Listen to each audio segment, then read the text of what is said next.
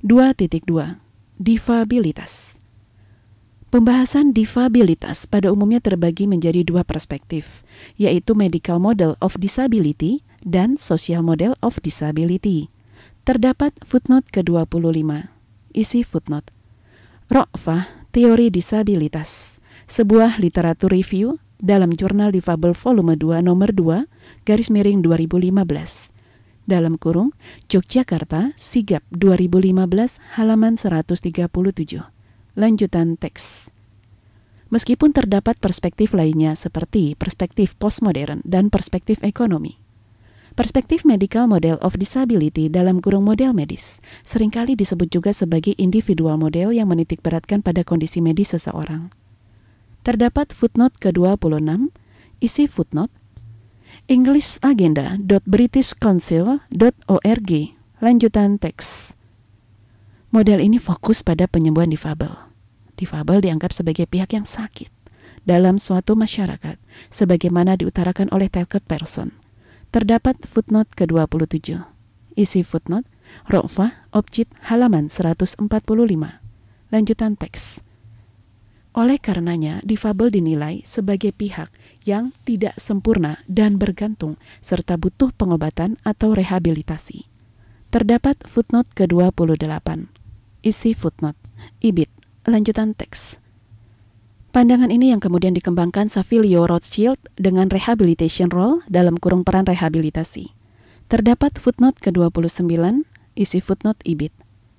Peran rehabilitasi menempatkan difabel pada pusat pengobatan atau rehabilitasi, karena difabel butuh disembuhkan di masyarakat. Selain itu, penempatan difabel pada pusat tertentu dipandang sebagai suatu langkah untuk mengisolir difabel dari kehidupan masyarakat normal. Terdapat footnote ke-30, isi footnote IBIT, lanjutan teks. Beberapa contoh tempat merehabilitasi difabel diantaranya sekolah luar biasa dalam kurung SLB. Penempatan difabel sebagai pihak yang memiliki penyimpangan dari keadaan normal dalam kurung sehat menghasilkan konsekuensi ketergantungan difabel terhadap bantuan tenaga profesional misalnya dokter, perawat, ataupun psikolog. Terdapat footnote ke-31. Isi footnote, S.C. Smeltzer, Improving the Health and Wellness of Persons with Disabilities. A Calls to Action Too Important to Nurse to Ignore. Nisonjer.osu.edu. Lanjutan teks. Ketergantungan pengobatan atau rehabilitasi ini bermasalah karena menempatkan seluruh difabel ingin diobati. Terdapat footnote ke-32. Isi footnote, Catherine Sullivan, The Prevalence of the Medical Model of Disability in Society, dalam kurung 2011. AHS Capstone Project, paper 13, digitalcommons.olin.edu, lanjutan teks. Dan semakin mengisolasi difabel dari masyarakat. Selain itu, kemampuan ekonomi difabel dalam mendapatkan akses pengobatan dan jaminan kualitas hidup yang baik berbeda-beda. Medical Model of Disability mendapat kritik karena membuat dikotomi antara normal dan tidak normal dalam kurung abnormal, sehingga keberlakuannya menjadi tidak dominan. Abnormal yang dimaksud dalam hal ini merujuk pada difabel, karena dinilai orang yang memiliki keterbatasan fisik dan mental tidak dapat hidup normal. Terdapat footnote ke-33.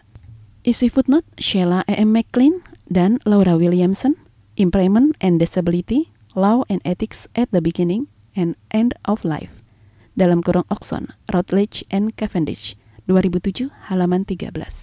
Lanjutan teks. Dikotomi ini berujung pada pemisahan atau isolasi difabel dari kehidupan normal suatu masyarakat. Kondisi ini dinilai menjadi salah satu penyebab konstruksi sosial yang selalu mengasihani, takut, dan mengucilkan difabel. Terdapat footnote ke-34, isi footnote, Catherine Sullivan, Objit, lanjutan teks. Pada model medis, masyarakat tidak sepenuhnya memiliki tanggung jawab untuk mengakomodir difabel, akan tetapi difabel yang harus beradaptasi dengan kondisi masyarakat. Terdapat footnote ke-35, isi footnote, IBIT. Lanjutan teks. Social Model of Disability dalam kurung model sosial menekankan pentingnya masyarakat atau keadaan sosial untuk menerima difabel. Model sosial ini terinspirasi dari The Fundamental Principle of Disability yang disusun oleh The Union of the Physically Impaired Against Segregation dalam kurung UPIAS. Pedoman tersebut menilai difabel sebagai kelompok tertindas dalam kurung oppressed group yang terpinggirkan dalam menjalankan kehidupan sosial di masyarakat. Terdapat footnote ke-36. Isi footnote Ra'fah Objit. Lanjutan teks. Upias bahkan menyamakan difabel dengan kelompok tertindas dalam kurung oppressed group lainnya seperti perempuan, etnis minoritas, lesbian, dan gay, karena mereka juga mengalami diskriminasi atau penindasan sosial. Terdapat footnote ke-37. Isi footnote Colin Berners, The Social Model of Disability, Valuable or Irrelevant, diakses di www.mcgill.ca. Lanjutan teks. Dampaknya, difabel mengalami ketidaksetaraan akses dalam kehidupan sosialnya, seperti perumahan, transportasi publik, pendidikan, dan atau kesehatan. Terdapat footnote ke-38. Isi footnote Sarah Earle, Disability and Stigma and Unique Life, Speech and Language Therapy in Practice, 2003, halaman 21-22. Lanjutan teks. Seorang tunanetra misalnya disekolahkan pada SLB karena di sekolah non-SLB tidak memiliki buku dengan huruf Braille dan guru yang kompeten mengajarinya. Pada sosial model terdapat dua istilah kunci, yaitu impairment dan disability. Menurut David Crabtree, yang dimaksud dengan impairment dan disability adalah terdapat footnote ke-39, isi footnote David Crabtree Models of Disability, englishagenda.britishcouncil.org. Lanjutan teks. 1. Impairment, an injury, illness, or congenital condition that causes or is likely to cause a long-term effect on physical appearance and or limitation of function within the individual that differs from the commonplace. 2. Disability, the loss or limitation of opportunities to take part in society on an equal level with others due to social and environmental barriers. Disability is shown as being caused by barriers or elements of social organizations which take no or little account of people who have impairments. Sosial model dikenal sebagai gerakan sosial politik untuk mendorong isu difabel dalam diskursus terkait hak warga negara. Terdapat footnote ke-40. Isi footnote Ra'fah Objit halaman 150. Lanjutan teks. Stephen R. Smith menggunakan istilah Politics of Disablement dalam kurung POD untuk perspektif model sosial ini.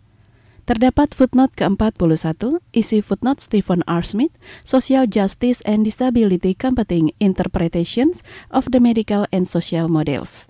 Dalam Christiana Christiansen, Tom Shakespeare, and Simo Vehmas, Arguing About Disability Philosophical Perspectives. Dalam kurung New York, Routledge 2009, halaman 18. Lanjutan teks. Titik tekan advokat atau pendukung perspektif ini adalah kebijakan yang melahirkan, atau serta tatanan sosial dalam kurung masyarakat yang dapat mengatasi ketidakmampuan dalam kurung disability difabel untuk hidup di masyarakat. Terdapat footnote ke-42, isi footnote IBIT halaman 18-19, lanjutan teks. Mereka tidak terfokus pada keterbatasan fisik sehingga terjebak dalam perspektif medis, tetapi menilai tatanan sosial dan lingkungan sekitar yang menjadi penyebab ketidakmampuan difabel untuk berinteraksi. Misalnya, ketiadaan ramp untuk menaiki transportasi publik. Oleh karenanya perlu ada kebijakan terkait transportasi publik untuk mempermudah akses bagi difabel menaiki transportasi publik. Tatanan sosial tidak hanya dapat diubah melalui kebijakan, tetapi juga melalui perubahan perspektif terhadap difabel sehingga aktivitas seperti pengarus utamaan dalam kurung mainstreaming difabel sering dilakukan. Terdapat footnote ke-43, isi footnote Ishak Salim, Perspektif Difabilitas dalam Politik Indonesia dalam Jurnal Difabel volume 2 nomor 2/2015 dalam kurung Yogyakarta Sigap 2015 halaman 239. Lanjutan teks. Kritik terhadap model sosial diusung oleh beberapa ahli yang menggunakan perspektif postmodern. Kelompok ini, salah satunya Hughes dan Peterson, mengkritik model sosial yang sama sekali memisahkan kecacatan atau impairment dalam pembahasan difabel. Terdapat footnote ke-44. Isi footnote Raymond Lang, The Development and Critique of the Social Model of Disability, Diakses di www.ucl.ac.uk. Lanjutan teks.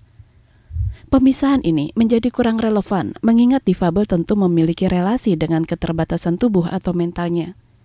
Perubahan kondisi sosial mungkin tidak cukup menghilangkan rasa sakit yang dialami difabel karena impairment pada tubuh atau mentalnya. Terdapat footnote ke-45.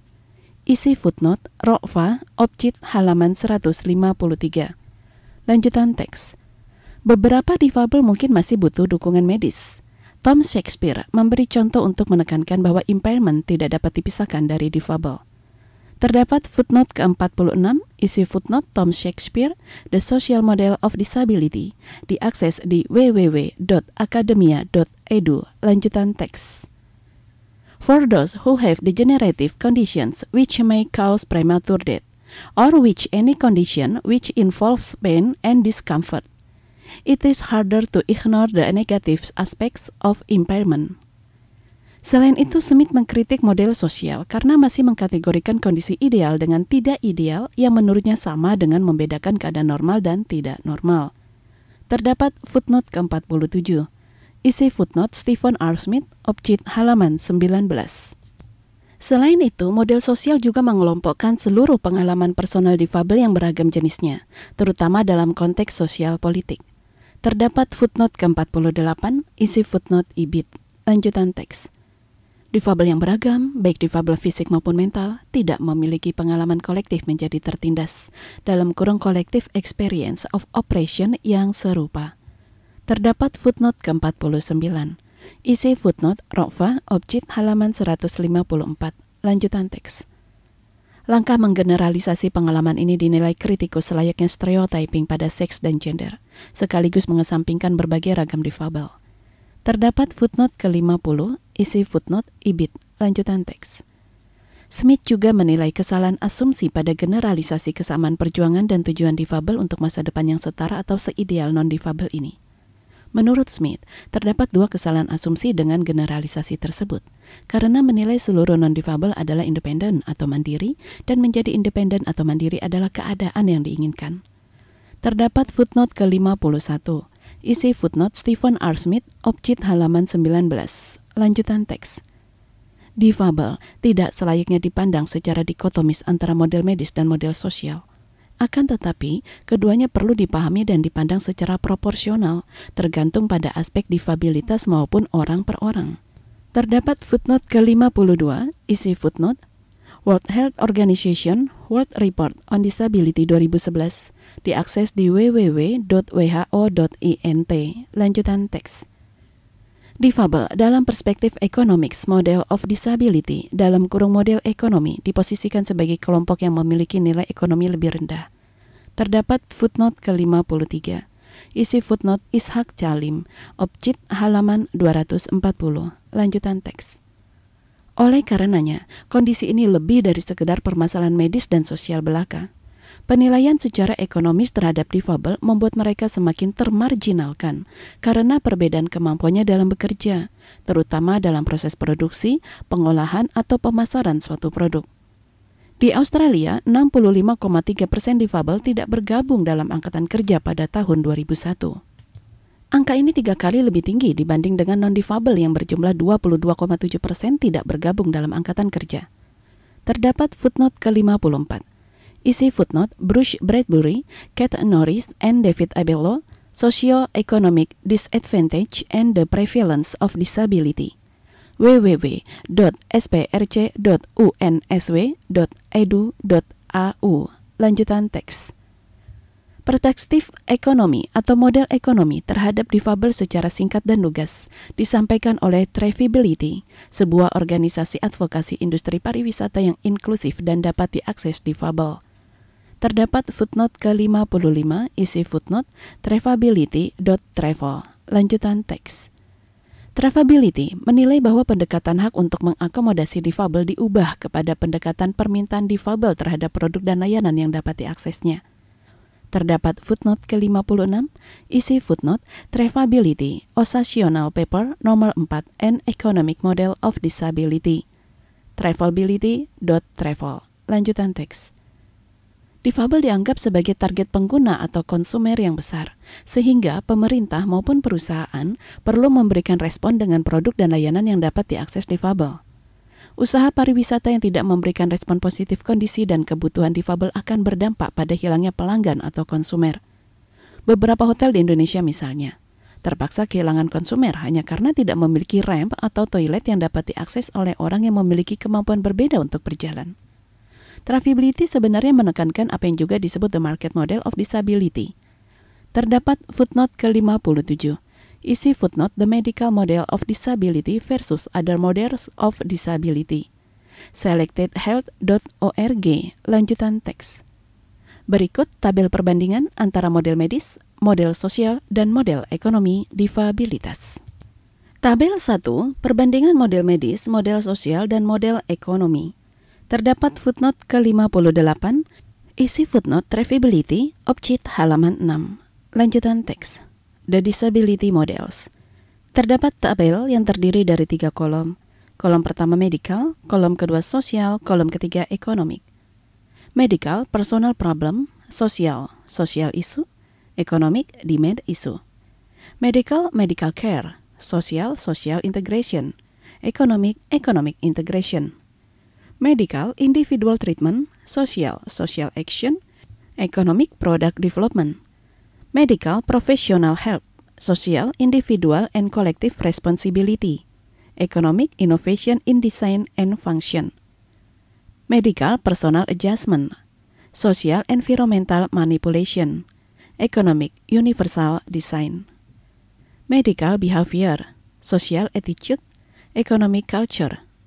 Medical care, social human rights, economic competitive advantage. Medical healthcare policy, social politics, economic market forces. Medical individual adaptation, social change, economic inclusion. Lanjutan teks. Pendekatan atau perspektif model ekonomi ini menjadi alternatif, terutama ketika model sosial atau model medis belum mencapai hasil yang optimal. Pendukung model ekonomi menganggap model sosial belum optimal terlaksana karena membutuhkan kesadaran sosial yang utuh. Terdapat footnote ke-59, isi footnote traffiability, the economic model of inclusive travel, traffiability.travel, lanjutan teks. Selain itu, model sosial yang menggunakan pendekatan hak warga negara membuat beberapa kebijakan yang mewajibkan persyaratan minimum untuk memenuhi kebutuhan difabel. Beberapa persyaratan minimum yang sudah diatur kemudian gagal diterapkan oleh pelaksana kebijakan, sehingga menimbulkan permasalahan baru pada model sosial.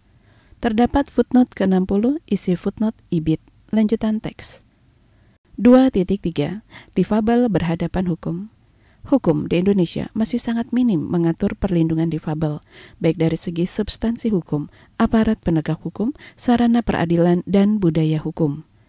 Terdapat footnote ke-61, isi footnote M. Syafi'i, Sistem Hukum di Indonesia Diskriminatif kepada Difabel dalam Jurnal Difabel Volume 2, nomor 2015, halaman 170. Lanjutan teks.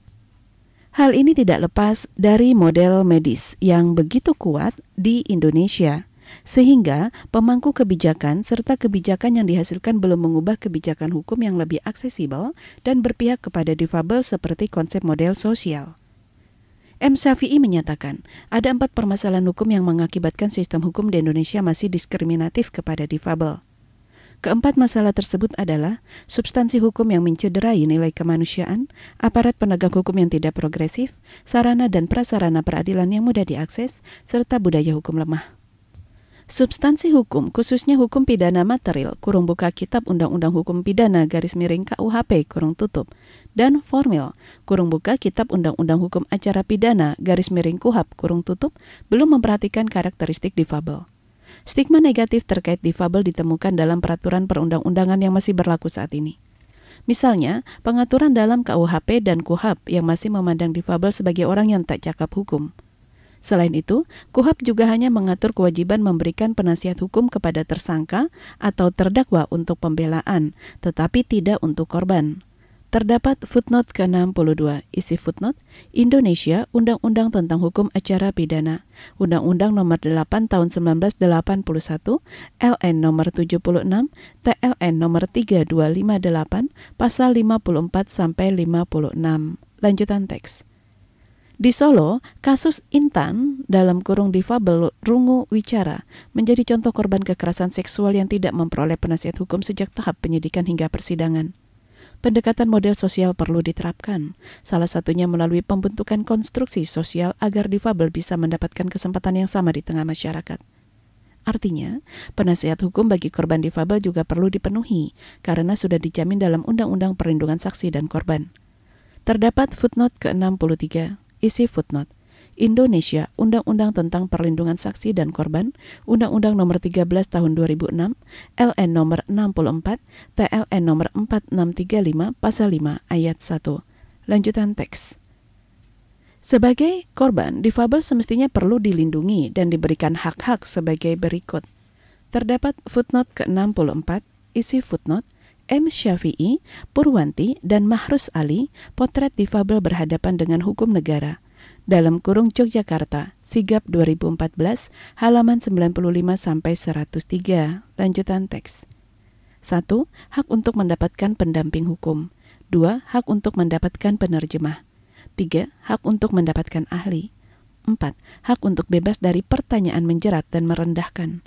5. Hak untuk diperiksa penyidik, jaksa, dan hakim yang paham difabel. 6. Hak untuk mendapatkan informasi tentang perkembangan kasus. Praktik penegakan hukum menunjukkan adanya dua kontroversi penting yang harus diselesaikan.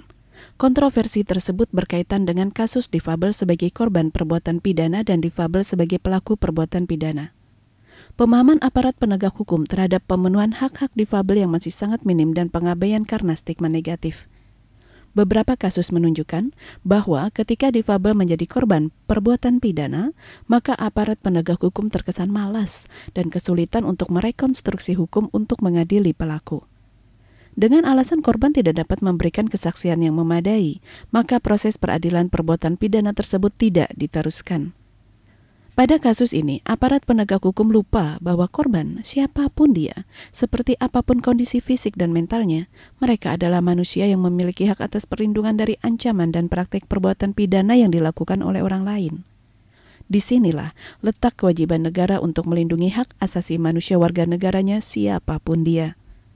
Aparat penegak hukum juga dinilai tidak progresif ketika menangani perkara dengan korban difabel. Kasus Bunga dalam kurung nama samaran yang difabel, Rungu Wicara, dan mental intelektual menjadi satu gambaran mengenai tidak progresifnya aparat penegak hukum. Menurut penilaian psikologi, usia mental Bunga masih 9 tahun 2 bulan, meski umur kalendernya sudah 22 tahun. Aparat penegak hukum tidak bertindak progresif dengan menangani perkara Bunga seperti perkara pada umumnya, dan bukan menggunakan Undang-Undang Perlindungan Anak. Terdapat footnote ke-65, isi footnote M. Syafi'i, Opcit halaman 165. Lanjutan teks. Aparat penegak hukum juga kesulitan menerapkan hukum manakala terdapat seorang difabel melakukan perbuatan pidana. Sebagai pelaku, maka terdakwa perbuatan pidana berhak atas berbagai perlindungan prosedural agar hak-hak mereka tidak terlanggar. Kontroversinya adalah apakah disabilitas pelaku dapat digunakan sebagai alasan pemaaf atas perbuatan pidana yang mereka lakukan. Sarana dan prasarana pengadilan mayoritas belum aksesibel bagi difabel. Terdapat footnote ke-66, isi footnote, www.hukumonline.com. Lanjutan teks. Pengadilan setidaknya perlu memiliki rem atau titian, toilet difabel, guiding block, lift, serta papan informasi yang aksesibel bagi difabel netra. Terdapat footnote ke-67. Isi footnote M. Syafi'i, Opcit halaman 167. Lanjutan teks. Keterbatasan akses bagi difabel ini tentu menghambat atau membatasi akses mereka terhadap keadilan. Untuk mengatasi keterbatasan sarana dan prasarana, organisasi yang mengadvokasi isu difabilitas sigap menyusun nota kesepahaman dengan Komisi Yudisial untuk mewujudkan pengadilan yang adil dan aksesibel. Terdapat footnote ke-68, isi footnote solider.or.id. Lanjutan teks.